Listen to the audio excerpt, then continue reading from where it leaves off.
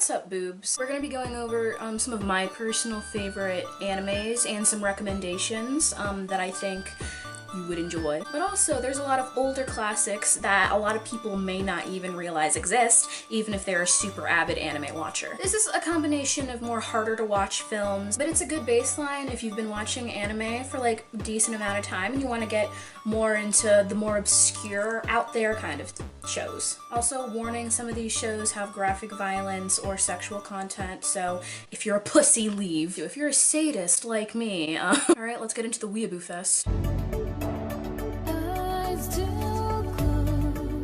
So, Kaiba. Oh my god, this show is like combination cute and creepy. I love it. It's an anime series directed by Masaki Yuasa. It came out in 2008 and it's kind of a sci-fi love story body switching adventure. And it was produced by Madhouse, and we know their track record of incredibly amazing shows. So in Kaiba's universe, memories can be stored like information via a memory chip, essentially downloading your consciousness onto a small computer, and then you can take that computer and put it into a different body when your physical body is about to die, essentially creating immortality. But because immortality is now an option, there is a huge black market of theft and manipulation to steal younger, more viable bodies for those that are aging and dying and rich enough to, you know, steal it. Society is largely divided into two classes: those who are wealthy enough to buy bodies as they please, and those that have to steal bodies like scraps. And also you have to keep in mind that these bodies have to come from somewhere.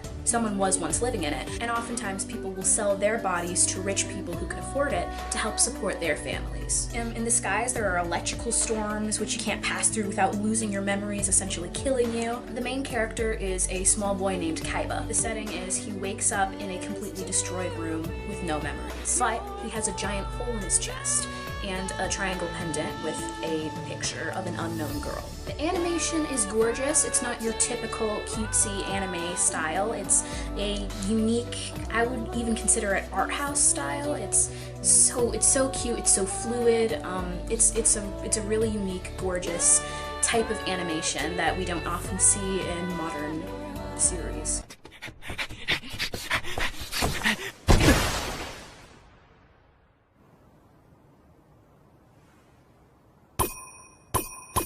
Next up we have Dokusai, which means classmates in English. This is a movie and it's super cute. This one, I would literally rate this as G for general audiences because any age group could watch it and really enjoy it. It's basically the story of the year in a life of two classmates who meet each other during a choir rehearsal for their school and end up becoming close friends, and then realize that they're in love with each other. So to see an honest-to-God, just beautiful, innocent story between two high school boys who are trying to navigate what they're going to do when they graduate and what they're going to do with the rest of their lives and how they really care for each other, but they're not sure exactly how to go about showing it. It's gorgeous. It has a very happy, hopeful ending, and they get together within the first 15 minutes of the movie. The show isn't an exploration of how they got to the point of being in a relationship, it's an exploration of their relationship. It's just an honestly gorgeous story about first love. The setting is it makes me nostalgic even though I've never lived in Japan, obviously. The background art is beautiful, the animation style is quirky and very fluid. It almost looks like they animated stick figures and then put clothes on them in the best possible way. I can only describe it as the fluidity of motion that 1920s Disney cartoons had, you know, all the noodle arm type things.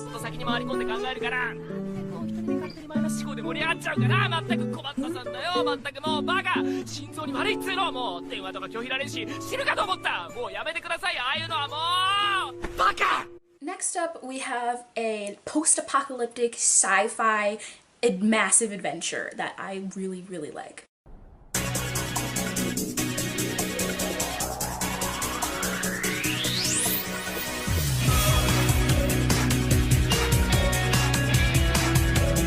The show is called Number 6, and it came out in 2008, and it was based off of the manga of the same name. In this post-apocalyptic world, there are different prefectures and different walls, and the further out that you go, the more dangerous and poverty-stricken the landscape is. And it tells the story of two boys, one who lives in Prefect Number 6, the most secure, happy area of the entire city, and one person who lives beyond the walls. Young Rat, the boy from outside the walls, breaks into Shion, the boy in Number 6's room, late one night, bleeding, and a friendship quickly develops between these two. And it then skips 10 years into the future. Again, this is gay. But what I really like about this is the fact that Rat and Shion have a legitimate romantic relationship. They kiss twice, they slow dance, Rat sings to him. It's oh my god. And it's such a realistic, healthy just development between these two people who you can really see care about each other, and in another world they would have immediately clicked. But in this world of trash and dirt and destruction, survival is the very first thing. And Rat, who has grown up outside the walls, who knows how important survival is constantly fighting with himself on whether or not it's worth it to have this outsider who knows nothing about how to survive in this world, but also how much he really cares about him and wants to protect him.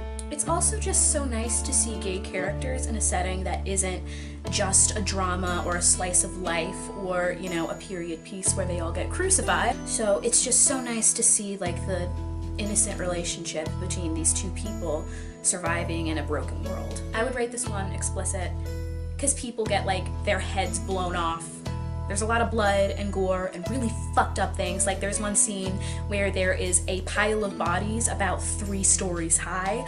I mean, I personally love that shit, but I'm a sadist, so. 君に出会えてよかった。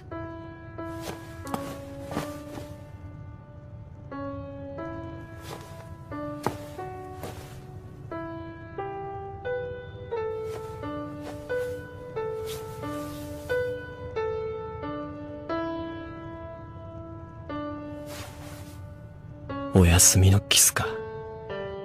嘘つきだな、あんたも。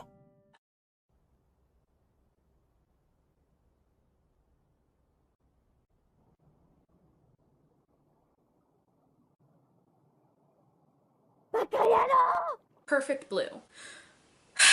This is one of those classic 90s anime movies that just will make your heart soar and your entire soul fill with a longing to create something that'll last. It's also about, you know, serial killers and psychological horror, but, you know, I'm a sadist, so. I need people, you guys are gonna believe that I actually am a sadist. I don't want to hurt men. I just want to peg them. Perfect Blue was based off of a novel of the same name and brought to the big screen by Satoshi Kon, one of the greatest animators of all time, in my opinion. He's up there with Miyazaki. It follows the story of a young idol singer who switches over to acting, who is being stalked by a very creepy, hulking guy and losing her mind in the process. There are certain moments in this film where I literally had to pause it and walk away because the repeated scenes and the whiplash and the flashing lights. Don't watch this if you have epilepsy. It's just, oh my god, it's absolutely gorgeous. What I really like about this anime is that it doesn't have the traditional anime style. The characters are drawn to look a lot more realistic. And what I really like about the stalker is that he looks like Frankenstein's monster. Literally. Oh my god. They're so unique, showing that you don't need to make everything cute and pretty to make a unique character. And he has this high-pitched girly voice too, which like fucks up your psyche because you're like, holy shit, this is a grown-ass man who's been stabbing people with screwdrivers, and he sounds like freaking, oh, he sounds like Miss Piggy. Again, I would rate that one explicit because murder. I really like it. I love it, in fact. Honestly, there's sometimes you come across an anime that reminds you why you watch it and why you have to trawl through all of the crap that's coming out nowadays. It reminded me that there are incredibly good shows out there that aren't just cash grabs. Hey guys, real quick interruption.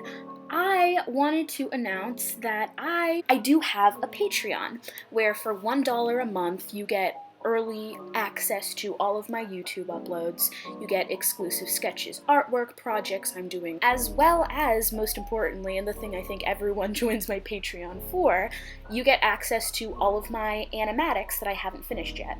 So at the moment, I think I have 4 animatic works in progress that are up on Patreon. I have an exclusive webcomic that I don't post anywhere else up there that only my Patreons can read. I do not get monetized on a lot of my videos, which is, it's not a big deal, you know. I make these YouTube videos for fun. So if you are interested, this is my Patreon, and I hope to see you over there.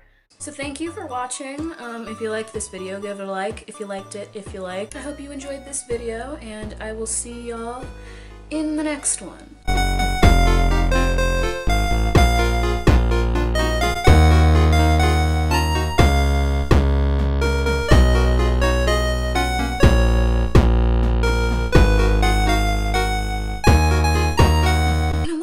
Recommendations or just watching people get beaten to a pulp on screen. I should really stop, you know, exposing my kinks on the internet.